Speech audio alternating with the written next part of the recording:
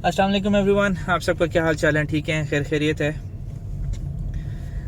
आज 25 मार्च 2022 और शाम के 6 बज के अराउंड 13 या 14 मिनट हो चुके हैं। और आज की वीडियो इज़ रिलेटेड टू एक बेसिकली बहस चल रही थी, या आप इसको डिस्कशन कह सकते हैं कि डिस्कशन चल रही थी चंगान के पेज के ऊपर। और उसमें लोग यही बात करते यार डीसीटी है, मतलब डुअल क्लच ट्रांसमिशन है एल्सविन का, और उस वजह से उसमें जर्क भी फील हो रहा था और नॉकिंग भी हो रही थी। और उस वजह से एक भाई ने लिखा था कि मैंने शायद अपनी गाड़ी बेच दी, पैसे ज़ाया हो गए, इस तरह की कोई बात वो कर रहे थे। ठीक है, तो पहली बात तो ये है कि यार देखें, मैं खुद एल्सविन का ओनर हूँ और सिंस लास्ट नवंबर मेरे पास ये गाड़ी है। और इसमें कोई शक नहीं है कि प्रायर इससे पहले जो गाड़ियाँ थीं, और ख़ास तौर पे जो गाड़ियाँ मैंने चलाई, मतलब मेरे पास सिविक भी रही, मेरे पास BRB भी खड़ी है, और अल्टो है, पर अल्टो का तो AGS सिस्टम है, उसको तो आप साइड पे कर लें। ठीक है, और क्रोला भी मैंने चलाई हुई है। तो ये जितनी गाड़ियाँ थी इनके अंदर CVT आती है। ठीक है, वो CVT ट्रांसमिशन के साथ आते हैं और कॉन्टीन्यूस वेरिएबल ट्रांसमिशन के तौर पे। और इसमें कोई शक नहीं है कि जो CVT की ट्रांसमिशन है मुझे काफ़ी पसंद है। और क्योंकि काफ़ी अरसे से, मतलब बेसिकली द थिंग इज़ कि जब आप एक चीज़ रेगुलर बेसिस पे चला रहे होते हैं तो आपको उसकी आदत हो जाती है। ठीक है, बट लास्ट नवंबर से मेरे पास चूँकि एल्सविन है और एल्सविन DCT के साथ आती है, डुअल क्लच ट्रांसमिशन के साथ, तो उसमें अब मैं 2 ट्रांसमिशन एट अ टाइम चला रहा हूँ। मतलब मेरे पास जो BRB खड़ी है वो CVT के साथ आती है। ठीक है, और जो एल्सविन है वो DCT के साथ आता है। तो रिगार्डिंग सबसे, मैं इतना कोई टेक्निकल गुरु टाइप बंदा मैं नहीं हूँ। आई एम वेरी मतलब नॉर्मल गाय, बस उसके बेसिक्स पता होते हैं मतलब अपनी चीज़ के। ठीक है, डिटेल्ड बहुत से लोग हैं जो गुरु हैं टेक्निकल के टेक्निकलिटीज़ के लिहाज से। ठीक है, वो ज़्यादा बेहतर आपको डिफ़ाइन कर लेंगे कि क्या क्या मैकेनिज़्म चलता है, ये है वो है, वो वट एवर है, वो डिटेल में वो बता सकते हैं। बट रिगार्डिंग एल्सविन मैं अपना एक्सपीरियंस इस तरह शेयर करना चाहूँगा कि येस, इसमें कोई शक नहीं है कि मुझे इनिशियली डिफ़िकल्टी फेस हुई। ख़ास तौर पे मतलब पहली दफ़ा जब आप एक नई ट्रांसमिशन यूज़ कर रहे होते हैं तो आपको प्रॉब्लम आती है।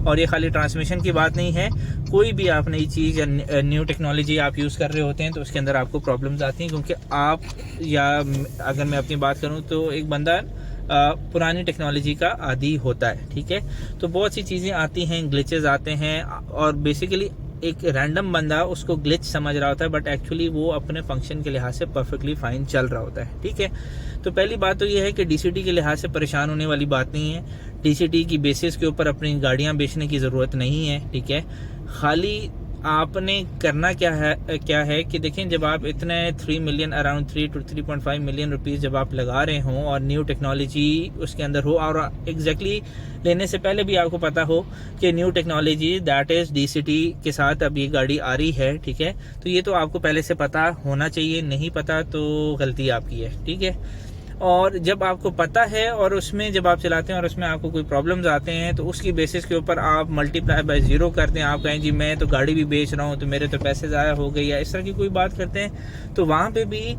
आप लोगों की या उस इंडिविजुअल की गलती है कि without giving that technology proper time, उसको समझने के लिए प्रॉपर टाइम नहीं दिया, कुछ नहीं किया। ठीक है, बस आप कंक्लूजन ड्रॉ कर लिया कि ये ऐसी चीज़ है। ठीक है, जो मेरा एक्सपीरियंस है उसमें प्रॉब्लम्स मुझे शुरू में आई।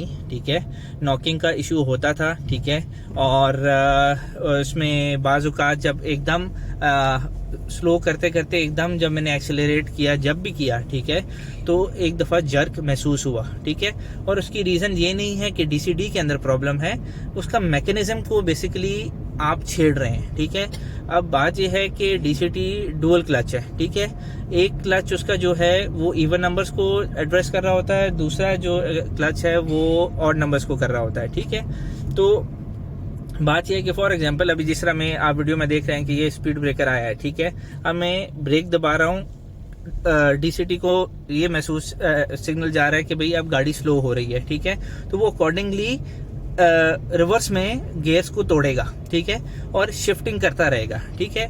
शिफ्टिंग के दौरान में आपकी गाड़ी जर्क नहीं करती, ठीक है, बट जर्क वहां पे आएगा कि जैसे ही अभी मैं स्लो कर रहा हूं और मेरे फ्रंट टू जो व्हील्स हैं वो क्रॉस होते हैं और अभी रेयर व्हील्स उसके ऊपर स्पीड ब्रेकर के ऊपर है और मैं एक्सेलरेट कर देता हूं, तो बेसिकली आपने उसका डीसीटी को पागल कर दिया है, ठीक है।